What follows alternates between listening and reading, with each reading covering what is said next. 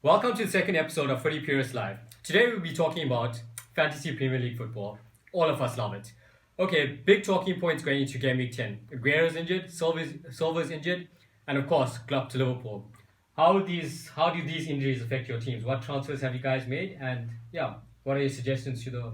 Well, I think that first of all, everyone's discussing the replacement for Aguero because most people have Aguero in their sides. Currently, I saw that Pele's been transferred in almost 230,000 times. He seems to be the favorite. I think he's a fantastic prospect, but I've gone personally for Costa. I think something's got to give at Chelsea. They have a favourable run of fixtures, and I think this weekend against Aston Villa, he'll deliver the goods. Sahil, who have you brought in for Aguero?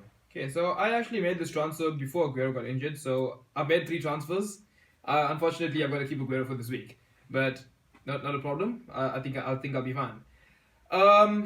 I'd go for Graziano Pele. He's probably got the best return in the league in terms of goals and assists. 5 goals, 5 assists. I think that's the best. And this against a Leicester team that hasn't kept a clean sheet as yet. So I'm backing Pele to deliver the goods this week. I've actually captained him. Okay, good. Sid. Well, I've gone for a bit of a wild card here. Someone that's not very popular, but I think he'll start shining as Jurgen Klopp is the new manager of Liverpool. I've gone for Daniel Sturridge, who isn't really a popular pick, but I watched the last Liverpool game and he was absolutely fantastic. He looks hungrier than ever after being sidelined for a very long time. And I think with Benteke injured and Ings is also out for the rest of the season, so I think he'll be their talisman going on. Okay, so I'm just going to ask you guys your predictions for a few of the big games this week. Okay, first off, Spurs vs Liverpool. Go, division. Well, I think this is going to be a really interesting game. It's Klopp's first game. Liverpool will come into it really motivated. The Spurs side isn't to be taken lightly, though. I think they've got some real good attacking threats up against the Liverpool backline that's been suspect. I think the flanks are where this game will be won and lost. Moreno and Klein are fantastic bombing forward, but Moreno really has to improve on his defensive aspect. I think how this game's the first team to score will go a long way towards winning this game. I think personally, I can't pick either side because even though Klopp's come in and the Liverpool project is up and running, I just think that it's too soon. Improvements need to be made, and Spurs seem to be on a good run, but I don't see them overcoming Liverpool either. So I'm going for a draw.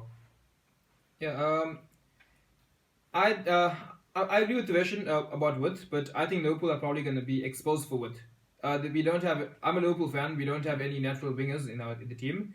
The width's going to have to come from the fullbacks, and I don't really see Klopp playing with a back 5 and with a back 4. The fullbacks pushing forward. That's guys like Eriksen, Lamela are really going to expose us. In addition, well, Harry Kane hasn't really been in the best of form, but against defenders like Lovren, who hasn't been up to scratch, he'd probably fancy his chances. Dele Alli, he's really proven himself this season. Against the Liverpool midfield, well, I think Milner's actually he's shown good leadership qualities, but in terms of what he's actually done for Liverpool on the field, I haven't been convinced as yet. And also Liverpool have some injury worries. Danny Ings and Christian Benteke being the 2 obvious ones. At the same time, as I said, Harry Kane hasn't really been in the best of form, but even though he'd fancy his chances. And Spurs midfield, as I said, they've proven their worth, but there's still some inexperience there. I'm gonna go for 1-1 draw. Okay. I think I'll keep it simple, just 2-1 Liverpool purely because of the Klopp factor. Okay, good. Okay, now with Aguero injured, Silva injured, but no company back. Do you think it will have any impact on the City Bournemouth game? I think that Aguero is a huge factor, but Silva could be even greater. They rely on him to start to either start or supplement every offensive move. De Bruyne, I think, is most of our fantasy sides this weekend. I would just advise on a fantasy term not to rely too much on Wilfred Bonny because even if he does start and he doesn't hit the ground running, I think Iheanacho could come in sooner than we think. So that I think City will overcome Bournemouth. It'll be tighter than we think it might be. But yeah, that's my fantasy advice for City. Okay, so City vs Bournemouth. Even without Aguero and Silva, I still favor City to win this game quite comfortably. Probably not the 6-1 we saw against Newcastle, but I'm going to go for 3-0. I think Kevin De Bruyne is going to play a huge factor in this game. Company being back, I see the City defense really tightening up a bit. And Nacho as well. I think if he really cements his place in the side in Aguero's absence, I think he could be a real bargain in terms of fantasy football, because you'd get him quite cheap, and with service from someone like Kevin De Bruyne, you could fancy him scoring a few goals. Yeah, I think it'll be 2-0 City. I think De Bruyne and Sterling will have too much for Bournemouth. Oh, okay. Okay, next game. Everton United. I'm going to start with the United fan. Yeah. So this has always been a bogey game for United, as you know, as another United fan. Yes. But I think that United will have just enough to overcome this Everton side. Everton has a makeshift back four with Browning and Galloway as the fullbacks. I think United could really expose that. I think Memphis could play a big game, because a lot of the critics have been harping on his lazy performances and how he hasn't been impacting the team. But I think if you play Memphis and Young on either flank, you could really expose Everton. So I'm going to go for a 2-0 United win. Okay, so I'm of the opinion that United's attack haven't really delivered the goods. Marshall's been in great touch. Marshall's he's proven that he's worth something. But Rooney and Memphis, they haven't really delivered the goods as yet this season. But that against an Everton back four now, that isn't really their normal back four. Absolutely none of the four that played against Liverpool are the regular back four. Except maybe Jagielka. Did Jagielka play against? Yeah. Sorry, my bad. That Everton back four, even with Jagielka, there's going to be a lot of inexperience there, which a guy like Mata might look to expose. At the same time, United's back line, they started off the season with 3 clean sheets, but signs were there that the defense wasn't really up to scratch, and in recent weeks they have been exposed. Against an Everton team that really fancies their chances in recent weeks, I'd fancy them to score as well. So I expect goals on both ends. I'm going to go for 2-2.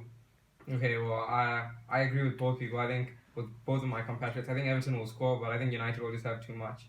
Like Seth said, I think this is a perfect game for Memphis to step up, make the difference, but I think it'll be Martial at the end of the day that we'll be talking about. Okay, guys, next up, Chelsea, Aston Villa. Okay, I know you have Hazard in your team. Yeah, I do. I've had him since Gameweek 1. I think once he starts firing, he's not going to stop firing, and Chelsea really relied on him last season, and as well as Ivanovic, who's been nowhere this season. So I really think that Hazard is going to have a point to prove. I think he was man of the match in Belgium's last game. So he really has a point to prove to the Chelsea faithful, and I think he'll step up against Aston Villa. I'm going for 3-0 Chelsea win. Okay, so I think Ivanovic's injury could be a blessing in disguise.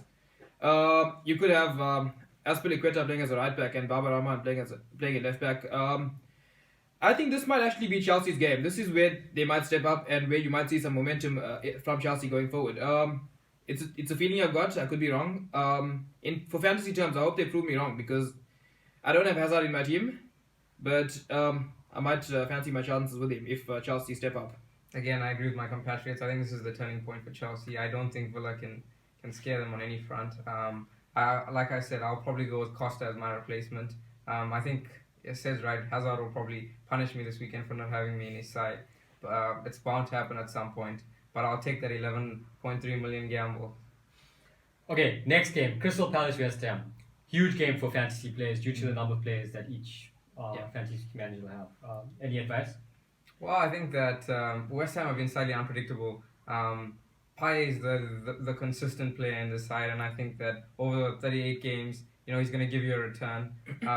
From Crystal Palace standpoint, I think Kabay is again really rewarded his owners, and with him on set piece and penalty duty, I think there's always a chance of a double figure return.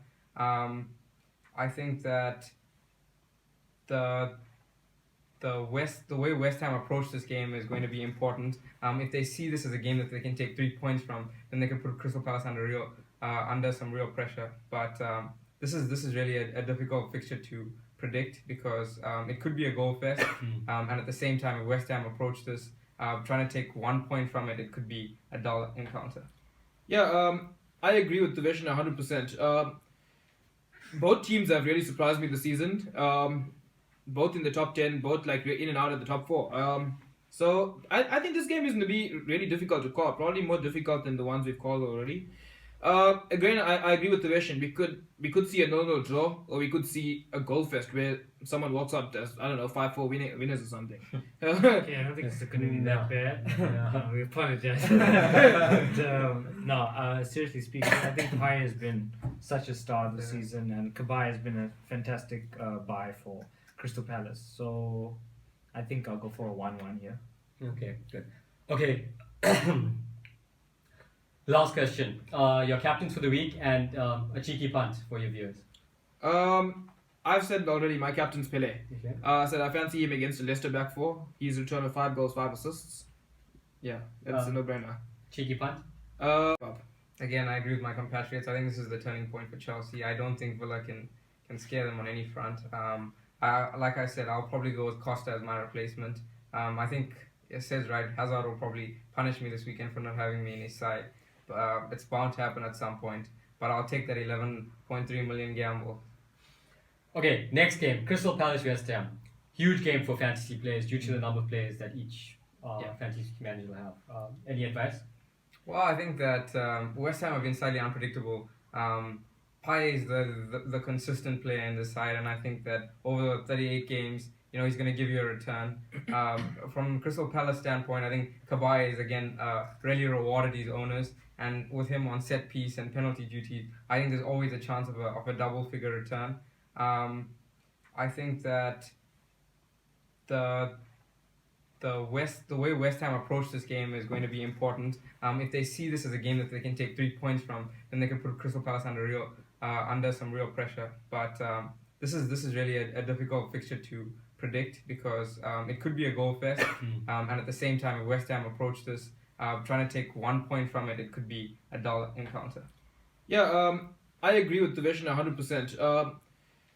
Both teams have really surprised me this season. Both in the top 10, both like we're in and out of the top 4. So I think this game is going to be really difficult to call, probably more difficult than the ones we've called already. Again, I agree with the vision. We could see a 0-0 draw, or we could see a goal fest. I think Pai has been such a star this season, and Kabai has been a fantastic buy for Crystal Palace. So I think I'll go for a 1-1 here. Okay, good. Okay. Last question. Your captains for the week and a cheeky punt for your viewers. I've said already my captain's Pele. Okay. I said I fancy him against the Leicester back four. He's returned with 5 goals, 5 assists. Yeah, that's a no-brainer. Cheeky punt? Cheeky punt. Can you give me a second? Okay, I'll go through mine. I think that I'll probably end up captaining or changing it, but at the moment it's on Martial. I just think that this weekend he's going to deliver against makeshift fullbacks. Cheeky punt, I think you can look at the Southampton side and probably Tadic, well, Mane is not really cheeky, but those are the 2 guys that I'd look at. You can also look at perhaps Arsenal and Walcott. I don't know how cheeky that is as well, but he's really starting to find some form. Sid? For my captain, I'm going with De Bruyne. I just think he's fixture proof. And he always seems to deliver the goods. And for my cheeky punt, I think I'm going to go with Wijnaldum. Okay. I've thought about it. Again, I'm not sure how cheeky this is, but given Memphis' form, I'd consider it a cheeky punch. And against an inexperienced Everton back four with his pace, I think he could. There's a possibility if he gets into the game right, he could cause some problems. So I'm gonna go with Memphis as my cheeky punch. I also want to say that if for the real cheeky among you, I think Mitrovic is worth a punt. Good fixtures. Good yeah, call. yeah, Good call. that might work. Okay, thanks, guys. Okay, thanks. Thanks for joining us for our second episode. Do join us next week for Game Week 11.